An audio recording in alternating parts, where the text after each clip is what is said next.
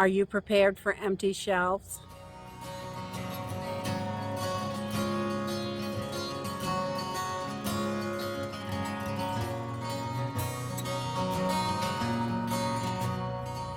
Every day I am seeing more and more articles in the news feed and stuff like that on like your different news apps and whatever. If you go to the news stations, there's almost every station is reporting on coming food shortages.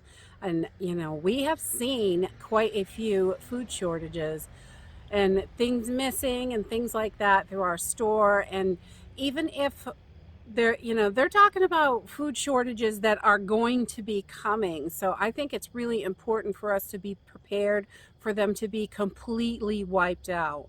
We have been seeing missing this, missing that, big holes, hardly anything of one thing or another.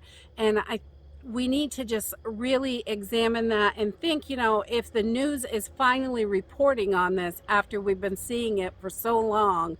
We've been seeing little pieces of shortages and things like that. I think it is going to get much, much worse.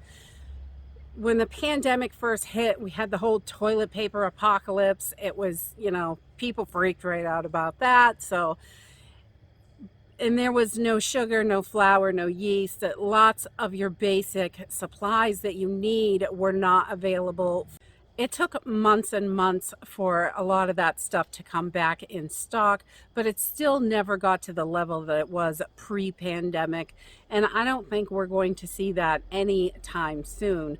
Honestly, with the news stations and papers and everything else reporting that we have upcoming shortages, that we need to get ready for upcoming shortages, we have been seeing them. And with our stores looking like this currently, and over the last couple of months, when you have panic buying, instead of a store being wiped out in 3 days, shelves that look like this are going to be wiped out in a matter of hours. And we need to be prepared that if the store's shelves are cleared tomorrow, that we're ready. How are we going to manage this? Do you have enough of everything? I think we really need to look at that. And how long can you go? How long is this going to last? Food shortages, some of the articles I have read has said that they're expecting these food shortages to go well into 2023. It could be much, much longer than that. We don't really know.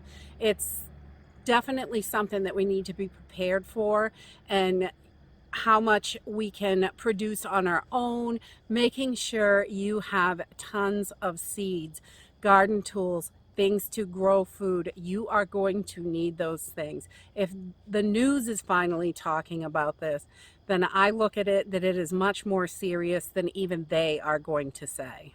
When the panic buying starts, and I think it definitely will start again, we're going to see people start to get really ugly as the things dwindle down. So being prepared and having everything that you possibly can in the house so you don't have to go to the store during panic buying is going to be hugely important. And I know a lot of people are just starting out. They feel like they're behind, and you can only do what you can do. And if the best thing, I personally myself, if I had a really small stockpile rate currently at the moment, the first thing I would do is go out and make sure I have plenty of water, as much water as I can fit in my water storage area. How much ever that is.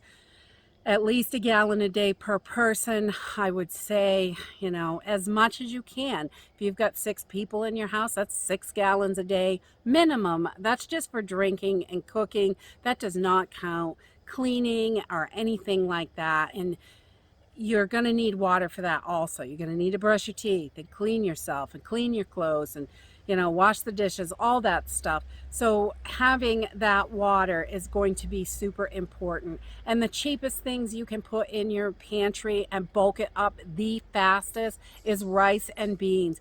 Get as much as you can. Rice and beans are not going to go bad. They're going to last and last and last. Seal them up as airtight as possible, even if you don't have a vacuum sealer or buckets with Mylar. Or if you can get your hands on buckets that are airtight, you don't have to have a Mylar bag. Just make sure it's super clean. I use a bleach water solution. You can literally dump the food right in the bucket.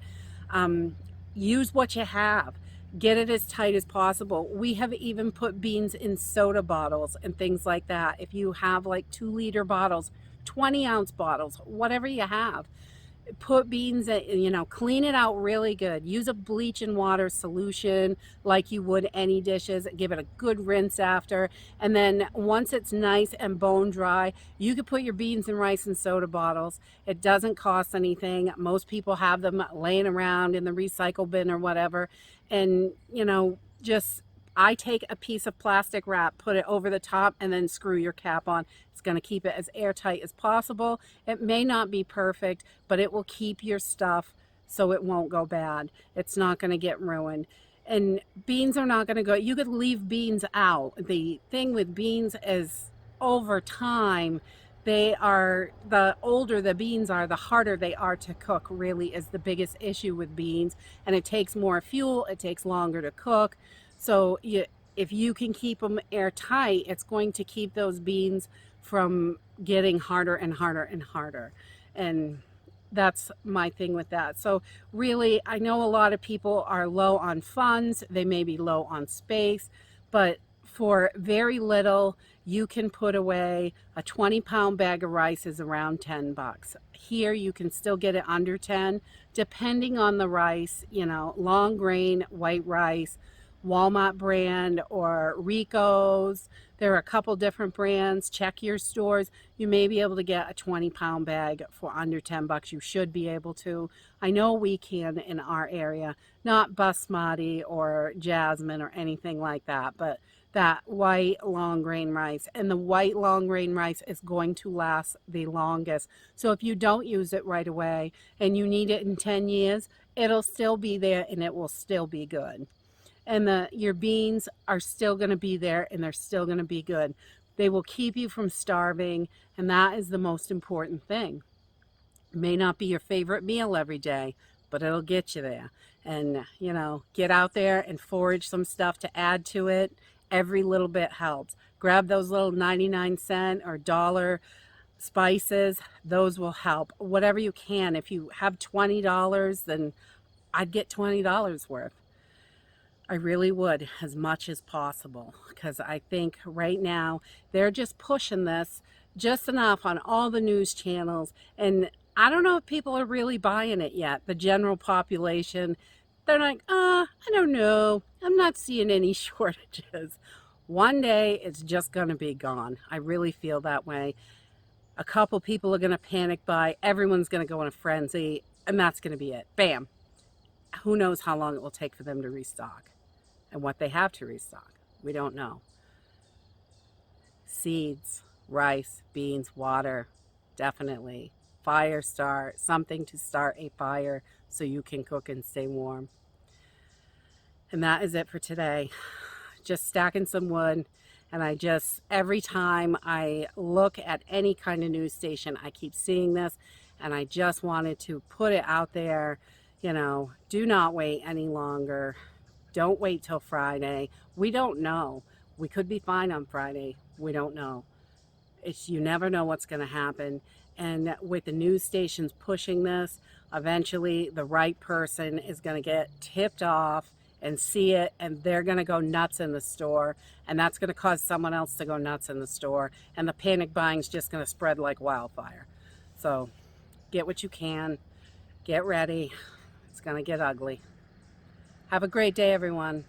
I'll see you in the next video. Bye.